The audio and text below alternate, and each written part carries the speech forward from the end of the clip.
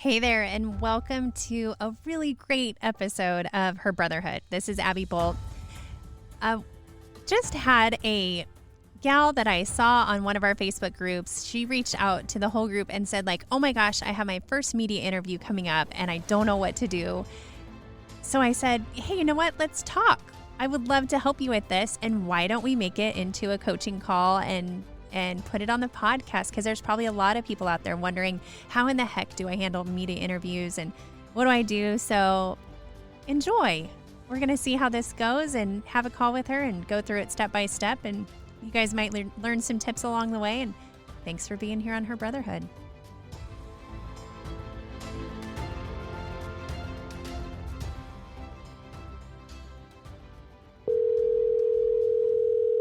Hello. Hey, Emily. Yes. So good to talk to you. You too. So, this is great. I think this is a perfect way to do this, to talk about your first news interview and make it into a little bit of like a training conversation for others too. I thought, why not? Yeah, absolutely. It's definitely an uncomfortable and awkward territory. So Right. It's definitely nice to have that. Nice. Very cool. Well, I figured, if we put her under a little bit of pressure by like doing it on a podcast and recording it, that's like a great little initial pressure for you to be like, oh my God, she's recording this. And then Right. but you can see how comfortable it is and we're good. It's just a conversation. So now tell me, so introduce you to me and everybody else, your name, where you're from, what you got going. Yeah. So my name's Emily Loveday. I just got officially hired for the Jinx Fire Department here in Oklahoma. I am a mother of two, and I compete in CrossFit. So between those three things, that's literally what takes up my time. Very cool. So you're a rookie firefighter with two little ones? Yes. That's awesome. What an accomplishment, because I'm sorry, but it's one thing to tackle it solo. It is another thing to be a mama and manage a family too. So congrats to you. Oh, yeah. Thank you. Now, tell me, what are your keys to that? What do you think, what makes you successful? What does it take to be a mom of two kids and be able to pull off the training and do all that? It was a struggle, not gonna lie. There were days that I would only get a few hours of sleep, because after you go through your day and then you have to study for your for here in Oklahoma, you have to have your EMT license. So I was going through EMT school and then putting in hours at the fire station and then with the kids and stuff. So by the end of the day, you're up late studying and then you only get a few hours, and that part was challenging, but luckily I had a awesome support system. My parents and my friends actually would help with my kids and help getting them to events and stuff that I couldn't make it to, or whatever the case would be. So I think that having a support system, honestly, is kind of what helped me get through that. Right on. That is, I figured that's where you're probably going to go with that, because it truly takes a tribe. So since we're kind of doing like a coaching call here on media interviews, I'm going to immediately bring something to your attention, and we'll see if we can't work on it throughout the chat. Okay. Okay. So on that last question that I asked you, I think you hit about 7 or 8 ums. Were you aware of them? I'm sorry, I couldn't hear you. Can you repeat that? Sure. I think you hit in that last question when I asked you, I think your answer, you had about 7 or 8, maybe more ums in your answer. Did you pick up on that? Probably. So is definitely your pause word. And I would think it probably would be a good idea if every time when you're jumping from thought to thought, just take a breath and try not to use And then the next thing when we talk about, as you go through it, I'll be kind of conscious of it. Now you're going to be more conscious of it too. And so, but it's okay. It's okay to have a little bit of radio silence. Then I just did it right there. Then, because see, when you're trying to capture your next thought, that's when your ums hit. And so it can be really hard. But if you need to take a beat and think about the next piece you're going to speak about, and let that be internal and silent. It's so hard, I know, but once you start thinking about it, it'll help. Great. Okay. So remind me again and tell me about the department. You said where you got picked up at, but tell me about the fire department where you work and give me a little bit of history of them. Yeah, so it's in Jinx, Oklahoma. I am the first female, so this is a new chapter for them as well as me trying to figure out the course of how things go. The guys at the station and the department as a whole, I could not have asked for a better department to be at. They are very, very helpful, and definitely they want me to succeed just as much as anybody else. They are very quick to help me with training or anything that I need. They helped me get through. I volunteered for a year and then got hired, and they helped me through everything that I need. Actually have a technical difficulty. Okay, there it goes. My computer was going to stop recording, and I'm like, no. Okay, let me pick that up again. Not now. No. Okay, so in that piece, I listened to all your information, and I love the answer, and so I want to do both fold. I was listening to what you're talking about, and then also it was killing you, huh? The piece. So then it was hard for you to even think about what you wanted to say, because we get so used to just you and I talking. It's so easy to, and then if you throw in an because that's where your thoughts are, and when you're just having a regular conversation, we don't even think about it. It's just how we roll. And it's like you can't even get to your unless you have that filler word. So it's hard to remember, and you kind of have to go into media mode. And there's different things, like when I have an interview on here and there's somebody that's just like inundated with pause words, that is totally cool. I will go back and fix all those for them, because I don't want to take away from the value of their interview. But when you're on, like, let's say live TV or a live, news interview, they aren't going to go back and fix that because they can't. Or if you're doing their Facebook Live or whatever. Now, typically, if you're doing one where they're going to edit it and you feel like you're giving all of this value for an hour-long conversation, and then it turns into a 3-minute news interview, trust me, they cut the like they find a way. So then it's totally cool. So it's really about, being conscious of what it is that you say, how you say it. My habit, which I'm doing it right now, and it's just how my brain works, is I talk too fast. And from the time my grandfather talked to me when I was a little kid, he'd be like, Abby, you have to slow down. I can't understand you. And I had someone tell me a couple days ago, oh, it's so great when I listen to your podcast, I don't have to turn it up to the 1.5 speed because you're already going that fast. And I was like, I don't know if that's a compliment but I'm going to, because I know sometimes I have to speed podcasts up just because I'm like, I want information out of you. I don't care about how slow you go. I just want the intent, Right. So it just really depends on the audience that you're talking to. And the more fired up I know I am about something, the faster I talk. It's not so much a nervous thing for me as it's like, I have so many thoughts in my head that I want to get out. So that's the first thing to think about. Now tell me about, so to remind everybody what we're doing today is we're having like a coaching call with Emily to prepare her for her first official interview as a fire department employee. Now, why in the heck did they reach out to you? So tell me about that. Honestly, I'm not sure.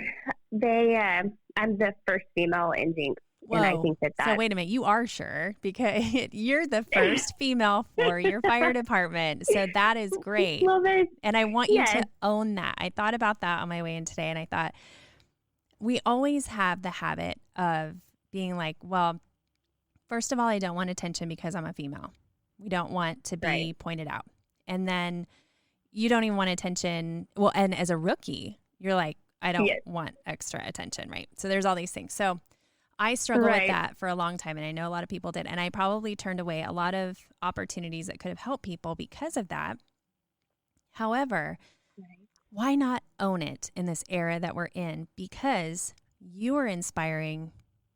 Like, you can't think about your small circle that are either going to roll their eyes at you or make fun of you or be like, here's another chick. You're inspiring like so many ripples away. So you have to think about the other adults, the parents, the children, the young women that you're inspiring far, far away, or someone who is struggling and needs to hear from a woman who is being successful and happy in what she's doing, or a mother who is wondering, can I be a firefighter? I have kids. And then hearing from this gal, Emily, that did an interview. So we have to remember how strong our message is, and that we keep hearing like, oh, the first female this, the first female that. And it's like, let's embrace it. Let's take those news interviews. Right. Let's turn it to what we need the message to be. So that being said, I love that. Yeah. That is good. Oh, good. So I didn't want, because I know you being the first female in the department, there's a lot of pressure already. So I'm glad when I saw that you were doing this and it sounded like you're excited. I was like, cool. Because a lot of us, as we're coming up, are like, we're either too cool to do it or we don't want the attention. So good on you. Oh, absolutely. Great. Okay. Sorry. So I kind of took over there, but I just wanted to share that with you, fine. not to doubt. See, there's my now you've got me really conscious of them. Okay. So you're being interviewed, and tell me the medium. So who is interviewing you, and what type are they doing? Describe to me what they told you so far. I don't have a lot of information on it. My chief set it up and asked if I was okay with it. And I said yes. And then I got told it would be on Friday at one of our local news stations for Channel 2 here in Tulsa. And that's all the information that I have on it. So I'm not completely So you do know sure it's going to be on camera then. We know it's on camera. We know it's not just a written piece. It's actually going to be on camera. And then it would probably be helpful to know if it's live or a pre-recorded segment. So you might want to just either do a little digging or just flat out ask the questions. Because it's okay to, once he tells you who it is, like look up the phone number. Don't be afraid to call the station because they want you to be successful too. So if you look up the station, call for whatever the production desk is, whatever contacts they have there, and just let them know, hi, I'm going to be interviewed tomorrow. I was just curious so I could prepare. And then they'll tell you, up front, like, if don't worry, we can edit it, or you should be freaking out because it's going to be live. You know? At least have a heads up on it. Right. So I, as we go through here, so I've got some standardized training tips to hit on. So the first one, number one, is decide what you want to talk about. So you know that they're coming to you for you being the first female on this fire department, yada, yada. So we know that it's going to be about that. But you want to control the narrative to be what message you want to share. So think on that. And when you think of that right off the bat, like what comes out of your head? Like what is the message that Emily wants to get out there? I want to get across just the idea that, yes, females can do it, and not necessarily just females, but maybe there's a dad out there that has kids and wants to pursue fire, or young girls, really just everybody, just to inspire them to have that face out there that says, this is what I've gone through, but I'm here, you can too.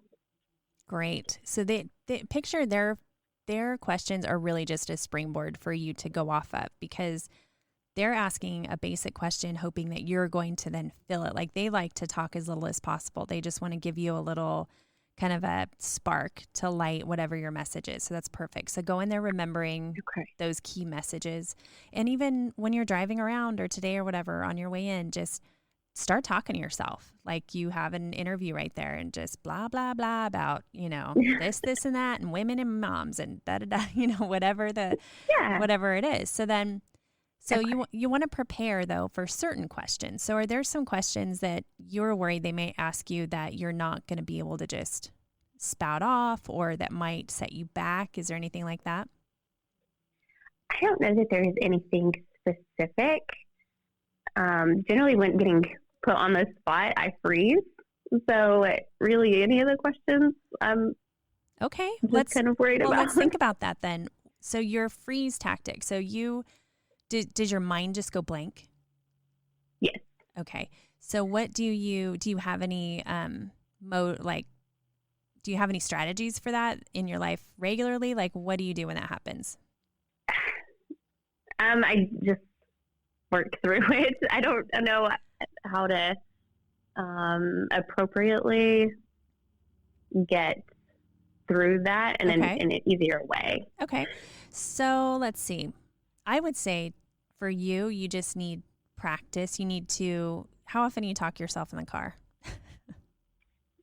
Probably never. So that is probably one of the best things. If you have solo drive time, whether it's like commute time, whatever it is, driving down the road, just start talking out loud like somebody just asked you an interview question. Think of a question in your head, and then just picture the Today Show, picture whatever, where they're asking people these random questions and you're watching them answer, and then just start talking and throw yourself into the middle of it. Now, to talk to ourselves by ourselves, that's like, it sounds crazy trained. So a lot of times we don't, but if you can get through being nervous in front of yourself, that's going to help you get over the being nervous in front of other people. So that you lock up, and that's great because you're conscious of it. So what you want to do is figure out what keeps you from locking up. And what helps is to be able to just get that tunnel vision, like forget about the camera, forget about the reporter, you have to just forget about all of it and listen to the words that the question, like listen to what they're saying, focus on them finitely and shut everything else out. And that will help you do that. So, yeah. Oh, perfect. Yeah. It's the whole, like, everybody's like, oh, picture everybody naked. No, picture nobody in the room. Okay. Don't do that. It's just you. You're just there having a conversation. You have to forget about, like, all the chatter happening inside your head has to all go away. Take it all, throw it away. You're now in this teeny tiny place like you are with me right now on the phone. That's all it is. You're right there. So speak in imagery. So you are explaining something to some people that have zero idea about what you're talking about. They've either never been a firefighter, they don't know what it's like to be a mother, they don't, all that stuff. So think about, before you go in there, how to describe that stuff in a colorful way, because it's hard for us to do things like this and forget we're not just talking to our tribe. And we feel silly being like, firefighting is blah, blah, blah. And that everybody at this station is like, oh, okay, Emily, like, yeah, we know that. But it's not for them. The news interview is not for your department, okay? It's for the outside, and it's to shine a good light on the department, because so often we have women in the news it's for a bad reason. And it's so cool to be able to see all these good news interviews, the first woman this, first woman that. So this is your chance to also make the department shine. But, don't be afraid to talk about some great things about the department, or describe what it's like being on a fire engine. Describe the struggles in the academy, or the physical disability, the physical difficulties and how you overcome them, but talk descriptive so that they understand. Avoid a litany of statistics, which I don't think in this situation you're going to, because you're not going to be like, for this many years there have been this percentage of women. So I don't think you're going to be, but they may come at you with that. They may come at you and say, because you are a statistic, you are the first woman. So there may be a little bit of that, but nobody cares about the numbers. So, but this whole news story is going to be about a statistic, and it's you. So remember that, and then just turn that however you want it, whether it's, you could even talk about too, which I don't know if your chief wanted to, but why there haven't been, that's also something interesting to talk about, and how they can increase that, or like, how in the heck did you end up on the department? How are you their first one? I don't know. The guys, like I said, the guys there are awesome. You hear all these stories of some females getting in these departments where they go through different types of struggles just with the group that they have with the guys there. And I am blessed enough I don't have any of those negative stories. So I honestly, I'm not sure why there has never been a female, especially with this type of group of people that are there. Mm-hmm. Is it just the interest low in the area, or the applicants low? Possibly. I know we just got a girl volunteer. But outside of that, I haven't seen another female application or interest in it. Okay. And So how many that may be members? something. Sorry, I was just curious as you're telling me this. I wanted to know how many members of the fire department are there? We have 2 stations and 3 on each shift, or each station on each shift. So we're a total of 18. Okay. Fully staffed. So we're fairly small. Yeah. So having department. 1 out of 18 is pretty good. It's a pretty good statistic. Yeah. Pretty high. Yeah. Yeah, which is crazy, but yes, it is high. So that's good. Yeah. Okay, so they may ask, but the news station's going to be more familiar with your local statistics than I am, so they'll be knowing, because I immediately am like, okay, you have 3,000 members of your fire department and 2 are women. What the hell? Right. You have 18 full time. You have 1 woman. Way to go! So it's all perspective. Right. Okay, so let's talk about like your actual speaking there. So I don't think you're going to have a problem with like volume. You come across really great. Your voice is strong. Just remember when you're in there, if you do go into like weird shutdown mode, just be louder than you think you should be, because we always in our head think we're being louder when we might be being quieter, and be slower than you think you should be, even though it's really hard. So if I was being interviewed right now on a news, this is probably the speed that I would try to go. It's slower than our natural conversation, and it's actually difficult because my brain is tripping over all my thoughts right now trying to race ahead to the next one. So just find some place in the middle, and the interview person, just go off of whatever their cadence is, whatever their speed is, and whatever their volume is. You should be fine. What are you planning to wear? I think I'll be on shift, so I'll be in my gear that we have. Oh, good. And what color is that? I don't know what color shirt I'm going to have. Or we still have red for our probies until they get a certain amount of task book stuff done, and I don't know if I'm still going to have my red shirt or my blue shirt. I bet you your chief wants you to wear your blue shirt. He'll probably be like, but not tomorrow.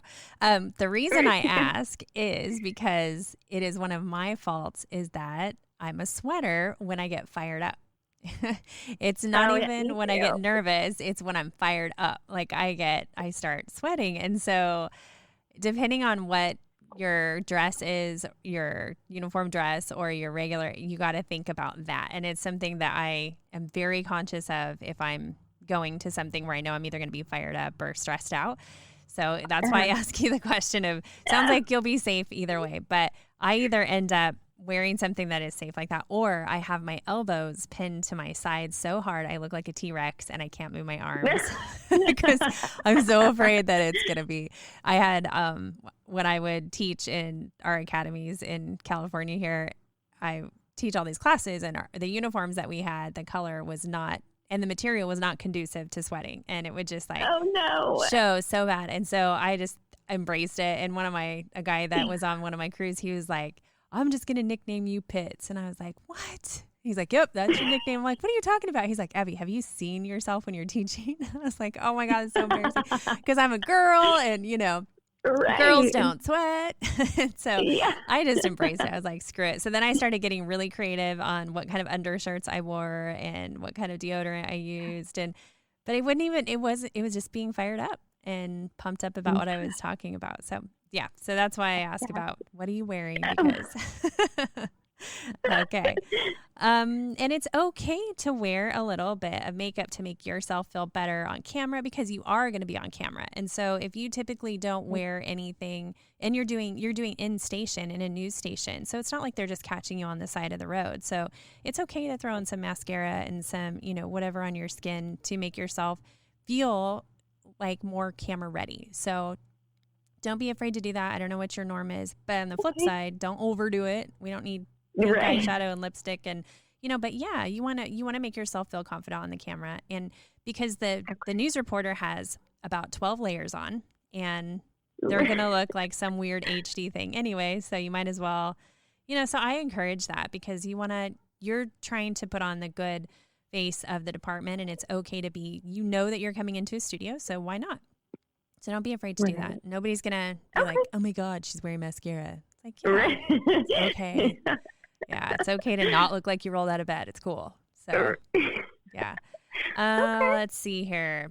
So reboot with each question. So every time they stop, because it's almost like most of their questions are going to be a completely different subject, or they may be following up on one, but that's your chance to reboot. So if you just finished an answer to a question that was like, well, I screwed that one up, or you don't have anything else, the next question is your chance to like reset and then start over again. Okay. So just remember that. And if you didn't like how you just answer the last question, or if your mind you're going like, oh no, I either missed something or I need to fix something, your next question, you can fix that. Even if they ask you like on this one, hey, why is the sky blue? And you're like, blah, blah, blah. And then they're like, why is the grass green? Well, you can be like, yeah, grass. But you can finish explaining why the sky is blue or go back to why the sky is blue. Like you control the narrative in this. And don't forget that this is not like, hey, Emily, your department sucks and we're here to attack and you suck. And this isn't what this is. This is a celebration interview. So it's all about you. It's all about making the department look great, celebrating the community, where their tax dollars are going, so it's a positive one. Now, if it were a negative one, that's something you'd want to think about too. So I think we should go into some of that stuff as well.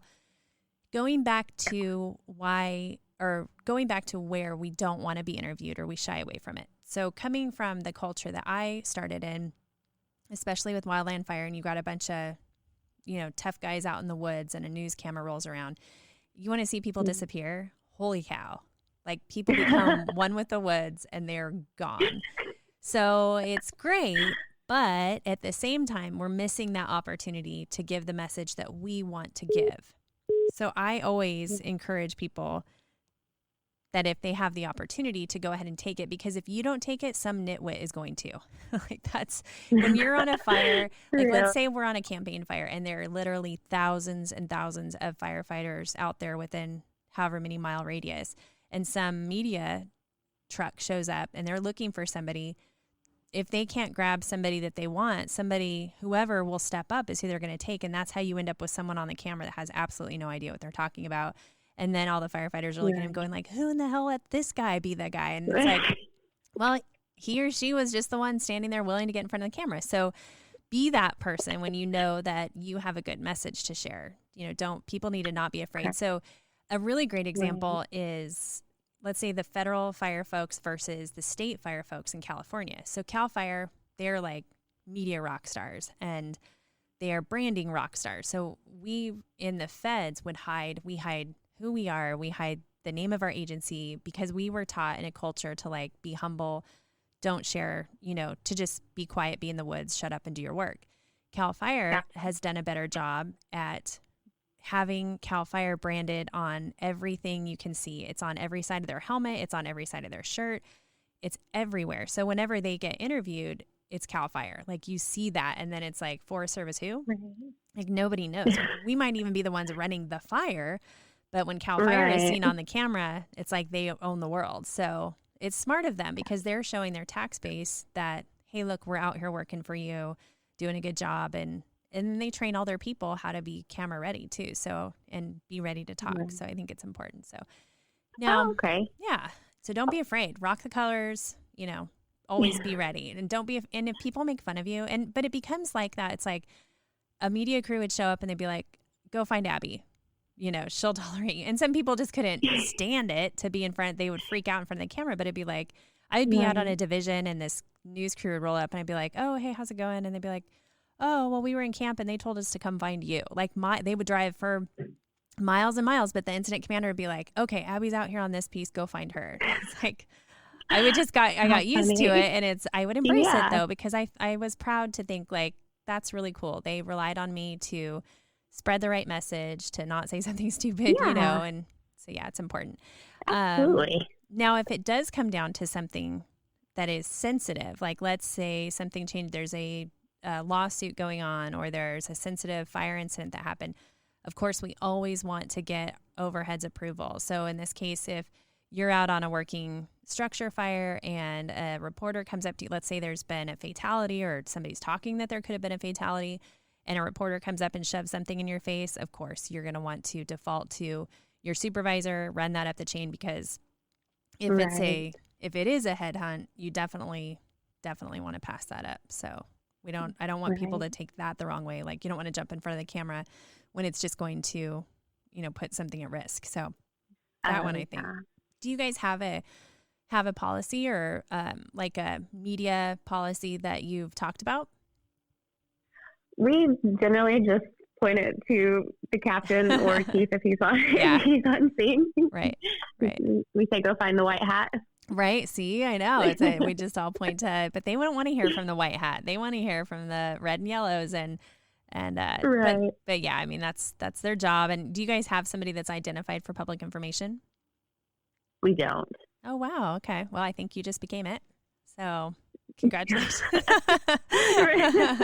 But it's might be something, women just have, this is one of our strengths. One of our strengths is the gift of gab and not being afraid to speak up and be in front of to do all that. I don't know. I mean, we have so many more PIOs that are females across the board. And I think it's because it's a strong point. So embrace it. If one thing that I get pissed off about is if we're always in meetings, everybody's like, Abby, can you take the notes? Cause I'm always the only girl. I got to where I'm like, no, I'm not going to take the notes anymore. No, I won't.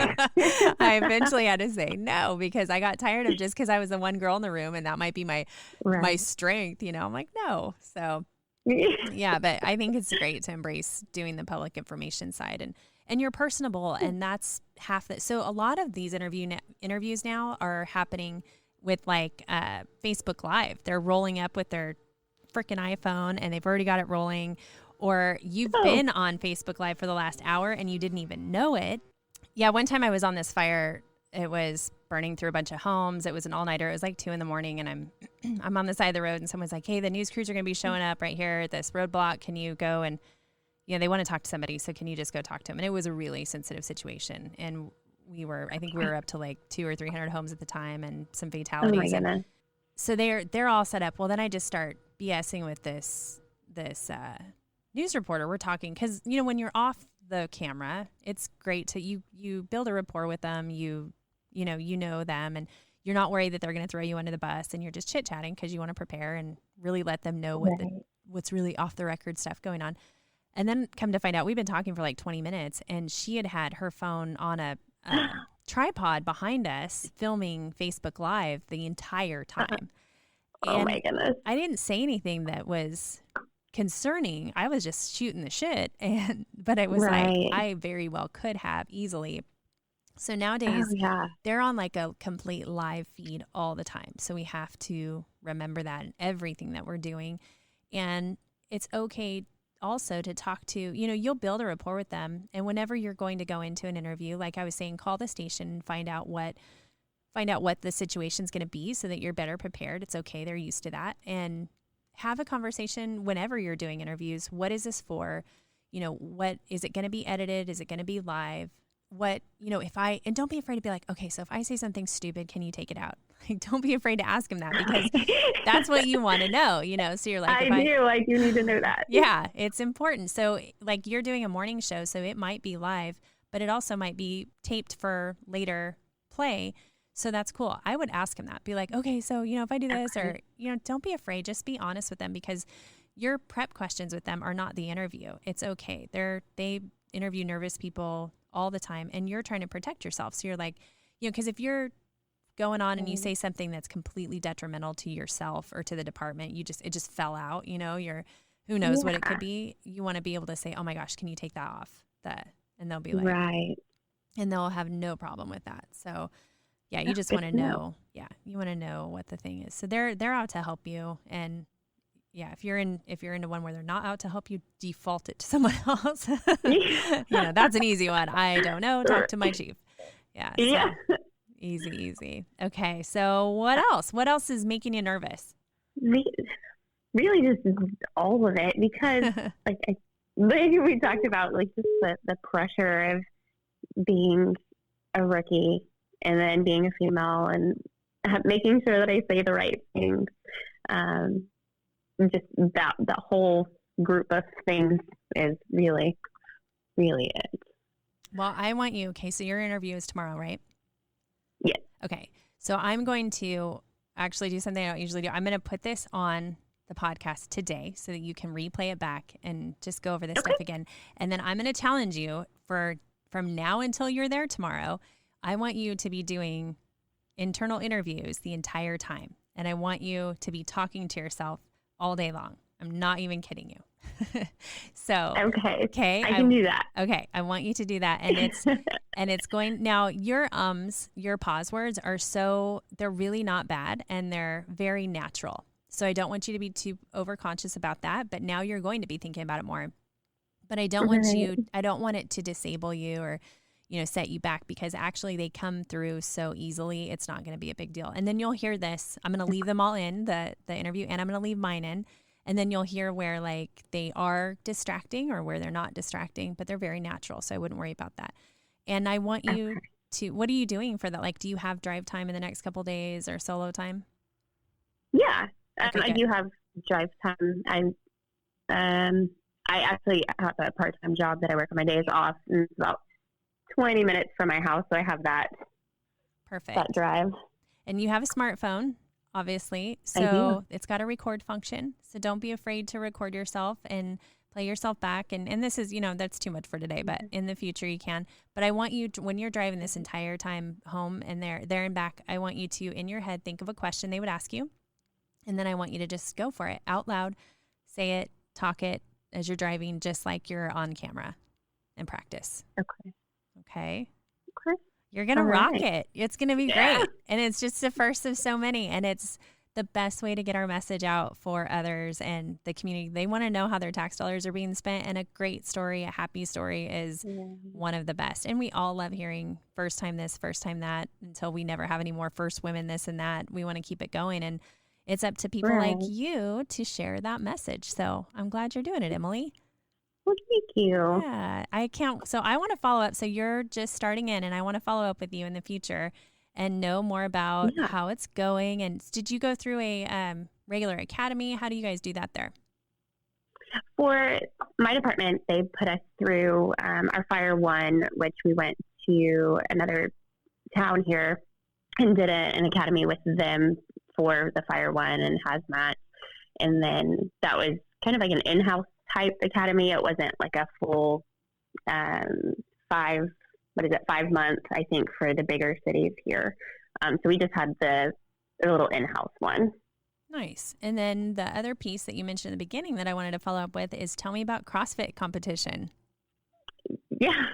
So, I did compete for a couple of years, and then I had to take this last year off between the academy, putting in my hours at the station, getting through EMT class, and just this single mom business.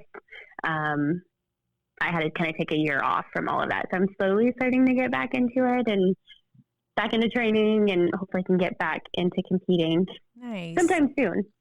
Now, how do you feel that for those out there that have never been CrossFitters, how does being involved in CrossFit prepare you to be a better firefighter? Oh, it has helped tremendously, just in the physical and mental aspects of it. As you know, the job, it can be very physically demanding, and having that background in me has helped a lot for the physical challenges. And then also, when you are any type of competitor, having your mentality tested and mental strength, that stays with you, and that's something that you just kind of put towards anything that you do, and that has also played a huge part in the roles of being a firefighter. Very cool. I think I need to get back into CrossFit. The more I hear you talking about it, I'm like, I do miss that. I need to get back into that. We don't have an actual box here where I live at, but I almost feel like I need to create one. Yeah. All right. Well, I'm going to let you go because I gave you an assignment. I want you speaking yourself, and I want you to call the station. Don't even worry about your chief or any of that stuff. You just call them. They know you're coming. Give them a call and be like, hey, I'm coming. I just wanted to know, is it live? Is it da-da-da? Is there anything that I should be prepared for? And let them give you their spiel. Okay. Perfect. All right, girl. It's yours. You control the narrative. This is your message. So be confident and practice. I will. Thank you so much. You're welcome, Emily. You have a really great day. You too. Alrighty. Bye-bye. Well, I hope you enjoyed this edition of Her Brotherhood and being on that coaching call with us. If there's anything that I can help you out with, come see me over at abbybolt.com. Reach out to me. Let me know. A couple of things on here that I don't think we hit on that I wanted to make a point of is when you're working with a reporter, especially with a camera, don't be afraid to ask them where you're supposed to look if they don't tell you, because you're not really sure if you should be looking at them or directly into the camera. So always just ask questions, not a big deal. And always assume you're on camera. Even if you're being interviewed in a group and you think that they're just focused in on somebody else that's speaking, always be poised like you're being watched on the camera. Don't forget to smile. Lots of smiles are great, even though you have an intense thing that you're talking about. Keep that light feel on your face. And above all, breathe. Don't forget to breathe. If you get flustered or you need to slow down or you're looking for your next idea, just take a breath. That's all you got to do. Well, thank you so much for being here, spending your time with me and Her Brotherhood. It's an honor whenever you do take the time with me. What I really would love is to have some more patrons. So if you go to patreon.com, check out the link in the show notes and show your support. And I'm so excited to announce that we have t-shirts available now for Her Brotherhood. So let's show it out there, celebrate women that put their lives on the line. And with that, have an excellent day.